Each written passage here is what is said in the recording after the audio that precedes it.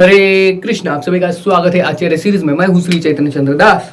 आज हम छोटी सी रामानुजाचार्य की एक छोटी सी लीला देखेंगे। ये वीडियो को आखिर तक देखिए और इसको ज्यादा से ज्यादा शेयर कीजिए और चैनल को सब्सक्राइब कीजिए। तो एक बार रामानुजाचार्य साउथ इंडिया में थे, श्रीरंगम में। और श्रीरंगम में जो रंगनाथ का बड़ा मंदिर है उसके सामने वो कथा कर रहे थे। भगवान की कथा चल रही थी और सारे हजारों हजारों लोग आए थे, सामने बैठे थे और रामानुजाचार्य वहां पे स्टेज पे बैठ के कथा कर रहे थे, भगवान की कथा कर रहे थे। और रंगनाथ का जो अल्टर था वो पास में ही था अंदर, और भगवान वहां पे विराजमान थे, रंगनाथ जी। और कुछ लोग दर्शन ले रहे थे और रामानुजाचार्य बाहर बैठ के वहां पे कथा कर रहे थे। तो उस समय जो रामानुजाचार्य के एक शिष्य है वो भगवान की सेवा कर रहे थे और वो कथा भी सुन रहे थे। तो कथा में इतने तल्लीन थे रामानुजाचार्य के शिष्य, वो सुन रहे थे रामानुजाचार्य जो भगवान की कथा बोल रहे थे, भगवान की लीला बोल रहे थे, तो वो सुन रहे थे।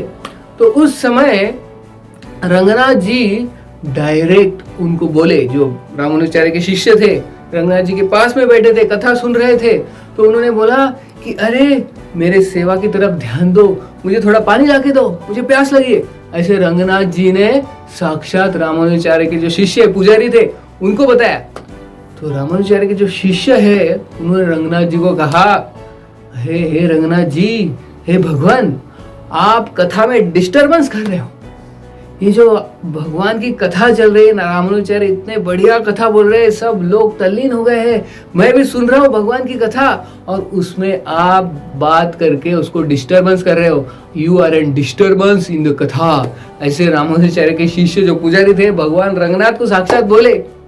तो रंगनाथ बोले ठीक है, हरे कृष्णा। तो लेकिन बाद में ऑफकोर्स उन्होंने जाके भगवान को पानी दिया। लेकिन इससे हम सीखते हैं कि कैसे जो भगवान की कथा है, भगवान की कथा भगवान से भी बढ़कर है, भगवान से भी शक्तिशाली है भगवान की कथा। इससे हम ये सीखते हैं। और एक बार एक समय श्रील प्रभुपाद जब भक्ति सिद्धांत सरस्वती ठाकुर को मिलने गए थे, जब भक्ति सिद्धांत सरस्वती ठाकुर अपने शिष्यों के साथ व्रज मंडल परिक्रमा कर रहे थे, वृंदावन की परिक्रमा कर रहे थे, तो उस समय एक जगह थी, उसका नाम था कोशी।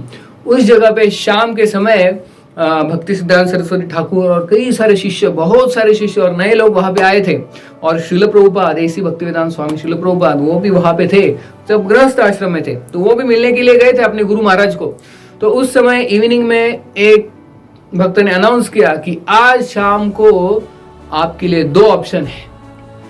आज शाम को एक ऑप्शन है कि हम सब यहाँ पे जो मंदिर है, शेषशाही विष्णु का मंदिर, उसका दर्शन के लिए जाएंगे, या कुछ लोगों को यहाँ पे साक्षात भक्ति सिद्धांत सरस्वती ठाकुर जो गुरु महाराज, वो यहाँ पे भगवान की कथा करेंगे।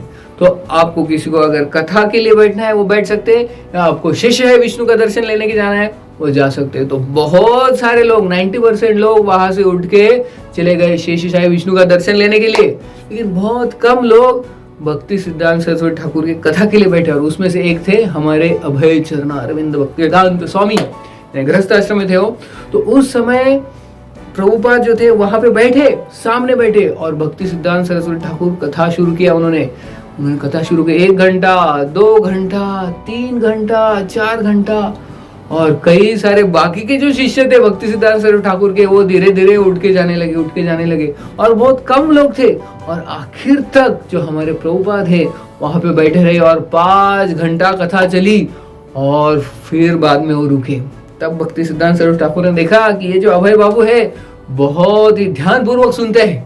तो उन्होंने बाद में कहा भी उनको कि ये व्यक्ति, मुझे पता है, ये कथा बहुत ध्यान पूर्वक सुनता है। तो भक्ति सिद्धांत सरस्वती ठाकुर भी कहते थे कि भगवान की जो कथा है वो भगवान के दर्शन से भी ज्यादा इंपॉर्टेंट है। अगर कोई कथा के दौरान उठ के जाके अगर दर्शन लेता है भगवान का, तो भक्ति सिद्धांत सरस्वती ठाकुर गुस्सा होते थे और बोलते कि ये जो आपका दर्शन है वो क्या है, आय को मसाज करने जैसा है, आंखों का मसाज है, बस और कुछ नहीं है। अगर कथा चल रही है तो कथा में बैठना चाहिए। तो दर्शन से ज्यादा कथा इंपॉर्टेंट है। तो भक्ति सिद्धांत सरस्वती ठाकुर और हमारे सारे आचार्य यही कहते हैं कि भगवान से भी ज्यादा पावरफुल, भगवान से भी ज्यादा शक्तिशाली उनकी कथा है। कथा सुनना सबसे इंपॉर्टेंट है। ये हम इसलिए सीख सकते हैं। बहुत बहुत धन्यवाद। हरे कृष्ण।